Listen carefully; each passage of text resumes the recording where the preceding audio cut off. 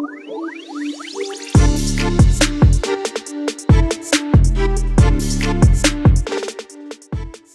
everybody and welcome back to Sweet and Sour Soccer, and it is week 23 of Premier League predictions. The season really does start to move quickly this time of the season, and games are coming thick and fast, aren't they? And we've got a lot to play for in this table. There's competition all over the table. There's a lot to play for. There's people fighting off relegation, multiple teams. The title's still not answered for. Every single European spot can be debated at the moment. I do think this has been one of the best Premier League seasons for a long time in terms of competitiveness, and I'm expecting that across this week's games week as well. I think we're going to be in for some really good games this week. So let's kick off and start predicting them, and we start off with the West Ham versus Chelsea game. This is going to be a really good London clash, to be honest. I think it's going to be really competitive, and two teams that I think desperately need the win for very different reasons. Obviously, West Ham wanting to get away from the loomingness of relegation. Chelsea, they want to start climbing, especially with the multi millions that they've spent. I think anything short of a European place is going to be a failure for them. What's really interesting about this fixture is it's two teams that, as I say, need a win, but also need a goal scorer as well. West Ham, they got one in Danny Ings, but unfortunately he got an injury and won't obviously be available for, I think it's a couple of months, which obviously isn't very helpful. Chelsea, on the other hand, the amount of money they spent, yet they haven't solved their striker issue. You maybe wonder, should they have gone out and got a striker? But at the same time, I guess there wasn't very many available in the January transfer window. So they're going to be obviously most likely playing with Havertz up front as that inverted striker again, which has really not had much success. I felt Chelsea looked really good in the game against Fulham, but the one thing they were missing was someone to put the ball in the back of the net. I think because of that, this probably doesn't tee up to be one that's going to have many goals in it at all. I am going to marginally give it to Chelsea, though. I've just got a feeling this game's week that they will get the win. And I am just going to go for a very narrow 1-0 victory in this game. We move on to Fulham versus Nottingham Forest, and two teams which are, in good form, doing better than maybe some would have been predicting come the start of the season. I always did say with Forest, I expect them to struggle up until Christmas, and then they would turn a corner once the new signings, obviously they made a lot of them at the start of the season, start to all bond together. I did think that squad would pick up. And of course, they now sit 6 points away from relegation, which is a massive, it's a massive thing. It's a massive mental win. But 6 points is a lot when it comes to the relegation battle as well. Fulham, they're doing a better than I think probably 99% of people would have said, maybe even 99% of their own fans. They're well in this European chase. And, Fulham, we're used to kind of seeing them in Europe maybe 10, 15 years ago now. Could they get back to that former glory? I think this is going to be a very entertaining game. I'm expecting there to be goals in it, and I think the points will be shared. I'm going to go for a 2-2 draw in this one. Let's talk about Leicester now, who are taking on Tottenham. Leicester finding their shooting boots last game's week, obviously getting the win against Aston Villa. If you were being a bit pessimistic, you would obviously say they conceded a couple as well. But it was promising for Leicester to see a good win and returning to the King power as well. They'll be more confident, especially because their away form is a lot worse than what their home form is. Spurs, though, they're going to be with some confidence, and you can't fully write them off for anything at the moment. After the big teams lost at the last weekend, it's really opened up everything. I think Spurs will have their eyes on that top 4 place. They got the win against Manchester City, but they need to follow it up by getting a win against Leicester. Harry Kane, obviously returning. Obviously, he was on loan once at Leicester. He's now the Spurs record goal scorer, and I'm sure he'll be probably chasing down the all-time Premier League record goal scorer as well. Haaland also hitting a little bit of bad form. Will he have his eye on that golden boot? I think that would be a massive ask, but you never know. I think it's going to be a good game, and again, I think this so far has been a very good games week for fixtures. Very hard to predict. But I am going to back the away team in this, and I am going to go for a 2-1 win for Spurs. I think they'll get the job done. We now move over to the other side of North London, and we speak about Arsenal. Now, Arsenal are going to want to come back with some vengeance after the defeat to Everton. I think it was a masterclass from Sean Dyche. I said that he was a very underrated manager. I think Everton are going to do a lot better with him than what they did with Lampard. But so I've got to give Everton credit, but at the same time, Arsenal really didn't turn up last week. And I do think they're going to come back with some vengeance. But they're playing against a Brentford team who, once again, another team you can't write off for these European spots. I think this is going to be a good fixture. It's also a London derby, isn't it, technically? Although I don't think either of them class each other as rivals. I am going to say Arsenal are going to come back with some vengeance, though. And I am going to say 3-0. I think they're going to really want to get that win. Hi guys, just a quick one for me before we get back to the video. If you are enjoying the video, please do us a massive favour. Hit that like button. And if you're new to the channel as well, or you haven't subscribed yet, please do hit that subscribe button. Now let's get back to those Premier League predictions. Let's talk about Palace now taking on Brighton. And I've just realised this is the derby, which probably doesn't make much sense to anyone but Palace and Brighton. But of course, it is a massive, massive game for both teams. I think, is it classed as the M42 derby, if I'm not mistaken? Obviously not close in locality, but they class each other as local rivals. And there is a lot of history as to why that is the case. So this is going to be a massive, massive game for both teams, which is going to create a fiery atmosphere. Things are going right for Brighton, I think. Take last week, 0-0, but then they went and got that goal late on. It's little things like that that come the end of the season are going to get you those extra needed points and just keep on building momentum as they continue their charge for Europe. Palace, on the other hand, we know that they're without Zaha. This is going to be an interesting test because we're led to believe that Zaha will be leaving at the end of the season anyway. I'd be slightly concerned if I was a Palace fan, but I don't think it's as bad as what it was 2-3 seasons ago. Without Zaha, maybe 2-3 seasons ago, you go, oh no, Palace are down. Palace are going to struggle here. I don't think that's the case anymore. Palace have a lot of exciting attacking players. So I think they'll be affected, but not as bad as maybe some people think.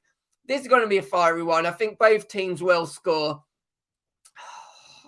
Palace are the home team, but I'm going to stick with my initial gut feeling, and I'm going to go for a 3-1 victory to Brighton. I just think they're on some really good form. Southampton now coming up against Wolves. Obviously, my club, Wolves. If you're new to the channel, you can probably pick up by the accent. Saints, what is happening there with Nathan Jones? I mean, we've seen some manager meltdowns before. I think that's right up there, saying that he's compromised himself for the board, the fans, the players, and described himself as one of the top managers in Europe when he was at Luton. You do wonder, is this because maybe some of the signings that were made in the January transfer window weren't his?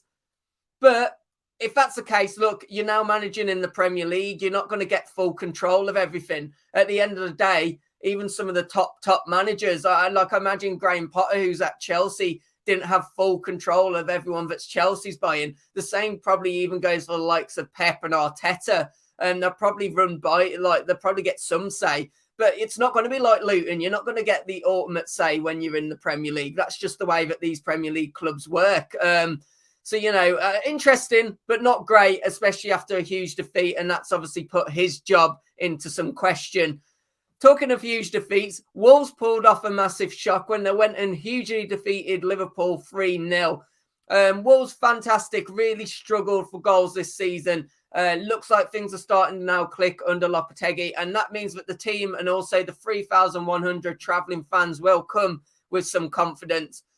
I try not to be biased on this channel, but this is a relegation scrap, and I have to be positive for my team. I'm going to give it to Wolves. I'm going to go 2-0 as well, which means I'm at the moment predominantly backing the away team quite a lot in these fixtures. That doesn't tend to happen much, does it? So, maybe too much of these predictions won't come in. But let's see Bournemouth now taking on Newcastle. I'm really interested to see how Bournemouth do for the rest of the season, because they come out with their new ownership, and they did spend in January, spent quite a significant amount actually bringing in some new forwards. You just wonder, is that going to be enough? Obviously, a lot of them unproven in the Premier League as well. But if you're a Bournemouth fan, you've got a lot to be positive about. Newcastle, on the other hand, they are flying themselves, aren't they? And with the way that the results went last week, even though they didn't perform a win themselves, I think they'll feel quite positive about the fact that both City and Arsenal came to defeat as they keep on trying to push to get over the line for the top four. Again, I've said I've really backed the away teams in these fixtures. I just can't see how I cannot do the same. And this one, no. I'm gonna give Bournemouth a goal, but I'm gonna say Newcastle win this 2-1. Now, this is, do you know what? These fixtures, guys, Leeds take on United, but obviously we also know that Leeds take on United tonight as well. Some of you guys might be watching it after the event. So I'm going to do a double prediction here. Let's talk about the game tonight, Wednesday's game. Obviously, as we know, Leeds without a manager. They've had a couple of approaches already kind of negatively fed back to them and basically said, I think Figo they've kind of approached and that was rejected. Obviously, we've seen that Corberan has signed a new contract with West Brom. So you imagine that one's kind of put that said and buried. So they go in the game on Wednesday. I'm going to quickly predict that. I do think United get the win. But we then come back to Elland Road at the weekend for the reverse tie of this fixture. And it's very irregular. You'll see that the reverse of a fixture will be played within the space of 5 days. But of course, the one that we're seeing on Wednesday is rearranged fixture. It'll be interesting to see what happens by then, because you're then coming back to Elland Road. Could Leeds have a new manager? They'll also be wanting to kind of add some kind of redemption if my prediction goes right and United do get the win on tonight's game. So I think for that reason, I'm going to throw a shock. I'm actually going to say 1-1 in the weekend fixture. Just have a feeling, especially if Leeds have a new manager, might give them an extra push. Let's talk about City now taking on Villa. I think we've done 8 of the fixtures, the 2 remaining. Villa, very, very lacklustre in defence, obviously giving away quite a few goals against Leicester at the weekend. They'll be wanting to solve that.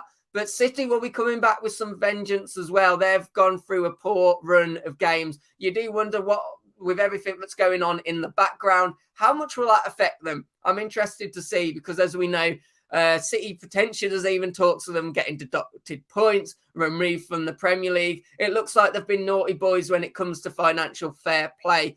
I mean, let's be honest, it probably just ends up that they get a little bit of a fine, slap on the wrist, don't do it again, because classed as a big club in the Premier League. And as we know, financial fair play and the FA probably won't want to harm them too much, in all honesty. But yeah, they're looking dark water there. You just wonder, is that going to have an effect on the weekend? I'm sure Pep will be trying to make that not a thing, because they do need to win this game, in my opinion, if they've got any hope of winning the Premier League come the end of the season. And they've got to start picking up some momentum. I think I've backed the away team quite a lot in these predictions. So I'm gonna play it safe. I'm going to back City. I'm going to say 2-0 to City. And maybe we see Haaland get a couple of goals on the score sheet as well. Let's finish off with the Merseyside derby. It is Liverpool taking on Everton. And Liverpool looked absolutely horrendous last week. Wolves did well, but let's not get mistaken. Liverpool at the moment look horrendous. And this, with the amount of money that's available to all clubs in the Premier League, this is what happens when you just stand still. We know John Henry wants to sell the club, but he's got to be careful, because if he doesn't start investing, into these transfer windows, even if he does want to sell, he's just going to diminish the value of Liverpool Football Club, because they need investment. That centre midfield partnerships that they've got going on at the moment looks very, very, very weak, to be honest. And they were just getting overrun every single week. And I think that's where they're going wrong. Of course, they've got injuries, people to come back. That will improve things. But I think major investment is needed come the summer when it comes to Liverpool. Everton, what can I say about those guys? Sean Dyche, I said he was the right man to bring in for Everton. And I think he's been massively underrated. I don't think there'll be too many managers in world football that would have gone with Decore playing as a second striker, especially the way that he's been playing over the last couple of years. But my God, did it work. He's got that team doing exactly what we expected them to as well. Playing with some belief, being defensively responsible. And I think this is going to therefore make for a very interesting Merseyside derby. We know that Everton's form has been bad away from home, but that was under Frank Lampard. We know that Liverpool need and desperately need a win. All kind of form goes out the window, though, doesn't it, when it's a derby? I do think maybe the home advantage will give some advantage to Liverpool. But having seen how bad they've been lately, I'm actually going to call it straight down the middle. I'm going to go for 1-1. Probably a bit of an unpopular prediction, but it is my prediction to finish things off. So, guys, please do me a massive favour as always. Hit that like button, subscribe to the channel, and hopefully I'll catch you on the next one. Take care. Goodbye.